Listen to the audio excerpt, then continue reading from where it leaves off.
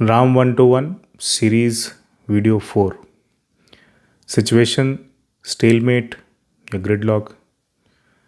कभी कभी जीवन में ऐसा होता है कि कोई ऐसा शख्स आ जाता है या ऐसी सिचुएशन आ जाती है जहाँ पर कोई भी चीज़ आगे बढ़ने को तैयार नहीं होती है। कोई आकर अपनी मर्ज़ी से, अपने ईगो से किसी काम को अटका देता है। ऐसा ही एक प्रसंग हम लोगों को रामचरितमानस में भी मिलता है, जहाँ सुंदरकांड में भगवान श्री राम समुद्र से विनय कर रहे हैं, विनती कर रहे हैं कि वो रास्ता दे दे, क्योंकि उनको और उनकी सेना को लंका जाना है, जहाँ से सीता जी को वापस लाना है, संभवतः रावण से युद्ध करना है। 3 दिन हो गए हैं रिक्वेस्ट करते हुए, लेकिन समुद्र सुन नहीं रहा है, जवाब ही नहीं दे रहा है।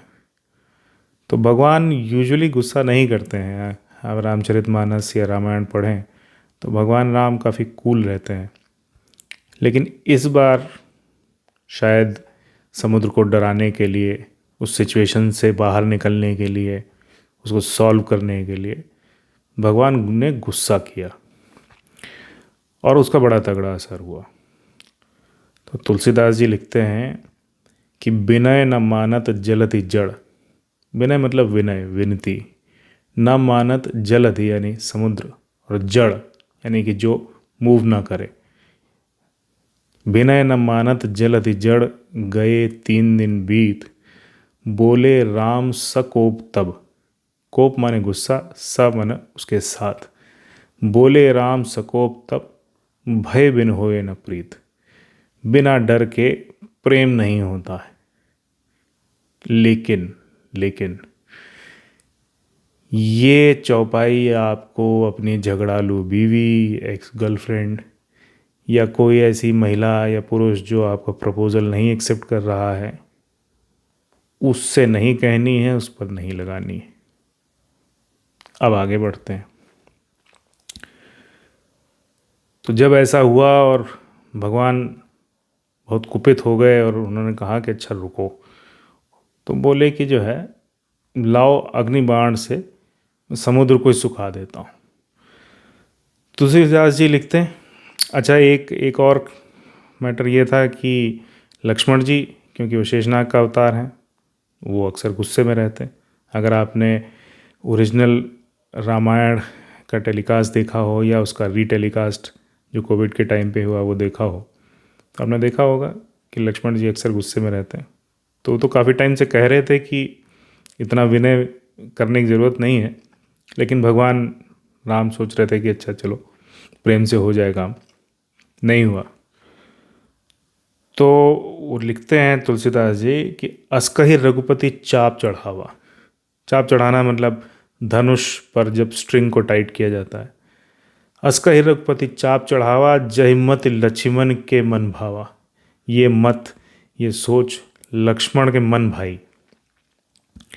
संधान्यो प्रभु बिसिक कराला, उठी उदग उर अंतर ज्वाला। भगवान गुस्सा हो गए। उन्होंने कहा कि अब बस, 3 दिन से रिक्वेस्ट कर रहे हैं, ये सुनने के लिए तैयार है। और उन्होंने धनुष पे चाप चढ़ाई। और जब ऐसा सिचुएशन देखी तो समुद्र के अंदर के जो जीव जंतु थे वो परेशान हो गए और उनको लगा कि अरे अगर भगवान ने जो है समुद्र सुखा दिया तो हम सब तो मारे जाएंगे। तो समुद्र की भी हालत ख़राब हुई। उसको भी लगा कि अरे अब तो सिचुएशन जो है वो सीरियस हो गई। तो वो फिर एक थाल में विभिन्न प्रकार की मणियाँ और सब लेकर प्रकट हुआ।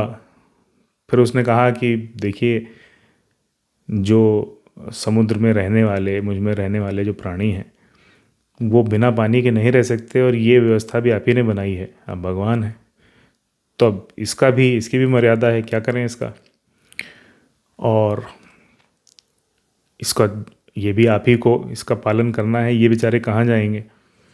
और भी उसने कई सारे तर्क दिए। तो भगवान फिर मुस्कुराए, बोले कि अच्छा तुम ही बताओ क्या करें फिर। तो समुद्र ने कहा कि आपके सेना में 2 वानर हैं, नल और नील। और उनको ये श्राप है कि वो जिस चीज़ को छू देते हैं वो चीज़ डूबती नहीं है, वो तैरने लगती है।